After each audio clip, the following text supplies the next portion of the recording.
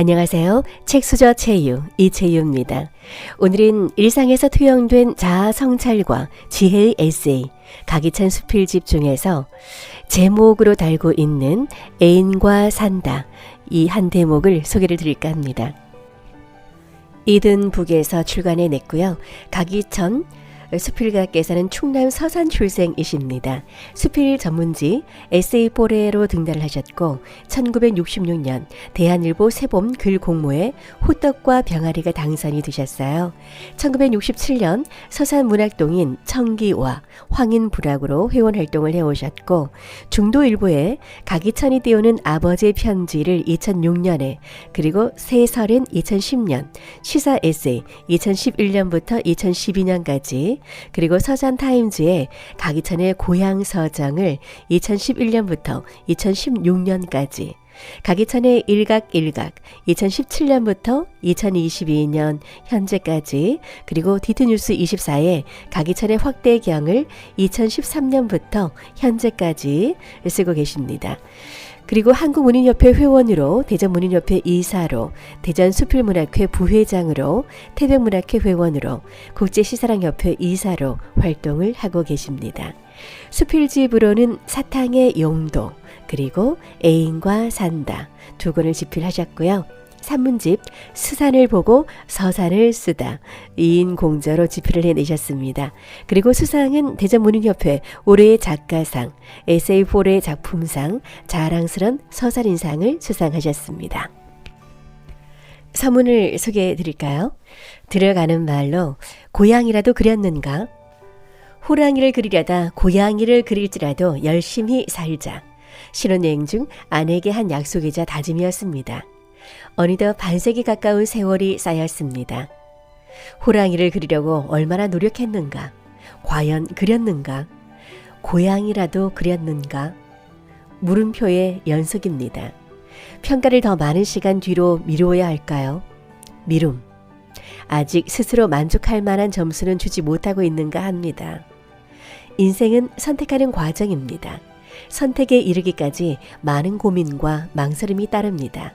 어쩔 수 없는 선택이 있고 쉽고 편하다는 이유로 고르기도 합니다.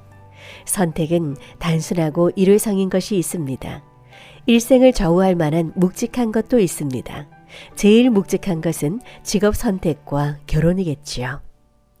다른 길을 생각해 볼 겨를 없이 공직을 선택했고 정년을 맞았습니다. 선본 지 한 달 남짓 만에 약혼했고 또 한 달 남짓 만에 결혼했습니다. 남매를 두었고 며느리, 사위와 손자, 외손녀가 생의 의미를 안겨줍니다. 다시 같은 상황을 맞게 될지라도 머뭇거림은 없을 것입니다. 행운이었으며 고마움 뿐입니다. 효도는 하지 못할지라도 불효는 하지 말자. 칭찬은 받지 못할지라도 꾸중은 듣지 말자. 존경은 받지 못하더라도 비웃음은 받지 말자. 썩 잘하지는 못할지라도 아주 못하지는 말자. 도와주지는 못할 망정 빼앗지는 말자. 쓰다 보니 말자 뿐입니다. 이렇게 소극적일 수 있을까요? 그렇습니다. 부인하지 않겠습니다. 하지만 나름 능동적, 적극적으로 열심히 살아왔습니다. 빈손만은 아니라는 자부심도 있으니까요. 은퇴 후 비로소 긴 잠에 빠졌던 내 글쓰기를 깨웠습니다. 마음속 생각과 묻어둔 이야기를 그려냈습니다. 털어놓은 이야기를 불러 모았습니다. 글쓰기는 나에게 텃밭이고 대나무 숲입니다. 몇 해 동안 가꾼 것을 거두어 엮어냅니다. 고슴도치도 제 새끼는 함함하다 한다지요. 새끼 고슴도치를 세상에 내보냅니다. 햇빛, 바람과 놀고 있는 파란 하늘이 참 곱습니다. 2022년 무르익는 가을에 가기천. 수필집은 5개의 세션으로 나누어져 있는데요. 첫 번째 세션은 들어가는 글 서문부터 시작을 해서 10편의 수필이 수록되어 있고요. 그리고 두 번째 세션에는 11편의 수필이 그리고 세 번째 세션에서는 12편의 수필이 수록되어 있고요. 네 번째 세션에는 10편의 수필이, 그리고 마지막 다섯 번째 세션에는 3편의 수필이 수록되어 있고요. 마지막 에필로그로 나오는 글, 오늘도 글 맥을 캐렵니다 라는 글로 마무리를 하고 있습니다. 그러면 수필집의 제목이기도 한 두 번째 세션에 수록된 애인과 산다, 글 속으로 들어가 보실까요? 2017년 조선일보 신춘문예 시부문 당선작 유수연의 시 애인은 여당을 찍고 왔고 나는 야당을 찍었다로 시작했다. 이어 서로의 이해는 악유가 맞지 않았으므로 나는 왼손으로 문을 열고 너는 오른손으로 문을 닫는다로 이어졌다. 말하는 것이 무엇인지, 무엇을 말하고자 함인지 안개 속에서 헤매듯 하면서도 나는 왼손으로 문을 열고 너는 오른손으로 문을 닫는다라는 구절이 유독 마음속으로 들어왔다. 왼손이든 오른손이든 문만 잘 여닫으면 되는데 무슨 까닭일까? 그런데도 마치 우리 부부를 합친 말 뼈에 사는 모습이 거기에 들어있는 듯 싶었다. 그렇다. 아내와 나는 과일 먹는 방식부터 다르다. 아내는 좋은 것부터 먹는데 나는 볼품없고 흠 있는 것에 손이 먼저 간다. 아내는 좋은 것부터 먹으면 다음은 나머지 중에서 언제나 가장 좋은 것을 먹게 된다는 것이고 나는 흠집이 있는 것부터 먹으면 점점 좋은 것을 먹게 된다고 주장한다. 과자를 먹을 때도 나는 부서진 것을 먼저 먹는데 아내는 온전한 것부터 먹는다. 어차피 부스러지고 또 잘라서 먹게 되는데 굳이 흠 있는 것부터 먹느냐는 것이 아내의 기준이다. 단순한 습관에 지나지 않지만 수십 년 동안 서로의 이 틀에서 벗어난 적이 없다. 아내는 내일의 닭보다 오늘의 달걀이 낫다는 말을 더 신봉하는 듯하다. 황금, 소금, 지금을 3대 금이라고 한다는데 지금이 가장 소중하다는 지론을 믿는다. 아내는 하고 싶은 것부터 먼저 하는데 나는 해야 할 일을 끝내야 마음이 편하다. 아내는 신문지가 모아지는 대로 내다버려야 직성이 풀리고 나는 모아놨다 한꺼번에 버리는 것이 능률적이라며 미룬다. 아내는 물품이나 시간이 넉넉해야 한다고 하고 나는 꼭 맞추는 것이 합당하다고 주장한다. 물건을 운반할 때 아내는 을의 수레를 이용하고 나는 번거롭다며 웬만하면 손으로 들어서 옮기려고 한다. 가랑비가 내릴 때 아내는 몇 발짝 걷는데도 우산을 쓰려고 하고 나는 그쯤은 맞고 가도 된다고 생각한다. 나는 정해진 길로 가려고 하지만 아내는 우회로를 잘 찾아낸다.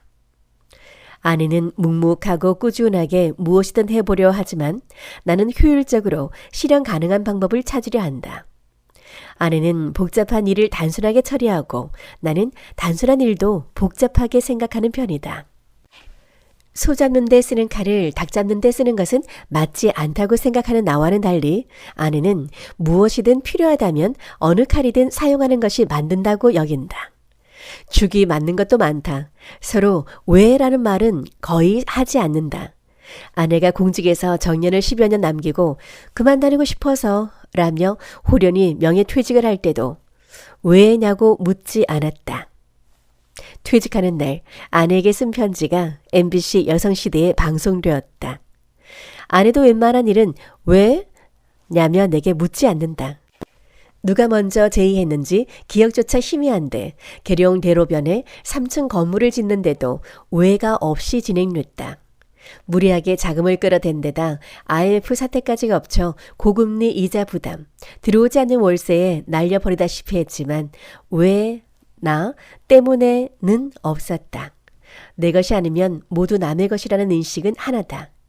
바라지 않으면 서운한 것 없고 미련을 두지 않으면 아쉬울 것 없다는 관점 또한 같다. 누구에게 기대하거나 서운해하지 않고 그러려니 하며 지내자는 생각도 어긋나지 않는다. 아내가 외유 내강인 편이라면 나는 외강 내유에 가깝다. 다음 더 적합할 때로 미루다가 기회를 놓쳐 아쉬움으로 남은 사연이 있다. 정년 퇴직을 앞둔 공무원을 부부 동반으로 해외 연수를 보내주는 때가 있었다. 나는 다음 차례에 동기들과 함께 가려고 미뤘고 아내는 미룰 것 없이 기회가 왔을 때 가는 것이 좋겠다고 하는데 결국 내 뜻대로 가지 않았다. 그때를 마지막으로 퇴직 예정 공무원 해외 연수가 중단되었다. 이러다 보니 한 번뿐인 기회를 잃고 말았다. 아내에게 면목이 서지 않았다. 아내의 지금 지론에 판정패 당한 일이었다. 결국 빚이 되어 갚아야 했다. A는 일상에서 서로의 의견과 습관이 엇갈림을 풍자하면서 갈등을 드러내는 듯하지만 실은 그 가치의 공존성을 역설적으로 드러낸다. 어쩌면 사람들은 가정은 물론 직장과 사회에서도 톱니바퀴이듯 애인과 서로 포용하며 인내하며 산다. 자석은 같은 극끼리는 밀어내고 다른 극은 달라붙는다. 존재하는 것들에게 당기는 힘과 밀어내는 힘은 조화이고 보완적이듯 애인도 그러함을 일러준다. 지금이 물론 중요하지만 미래를 가볍게 여길 수도 없다. 결국 둘 가운데 어느 것에 비중을 두느냐는 가치관의 차이일 뿐 반드시 옳고 그름은 아니다. 상황에 따라 선택이 달라지기도 한다. 어쩌면 무의식 속 의미 없는 습관의 차이일 수도 있다. 다름일 뿐 틀림으로 확장되는 것 또한 아니다. 부부는 하나의 나침반을 들고 함께 가는 사이다. 때로는 나침반은 흔들리다가 비로소 정확한 방향을 가리키며 멈춘다. 그렇게 방향을 찾아 걸어왔다. 고마움과 미안함에 연민을 버무려 나는 애인과 산다.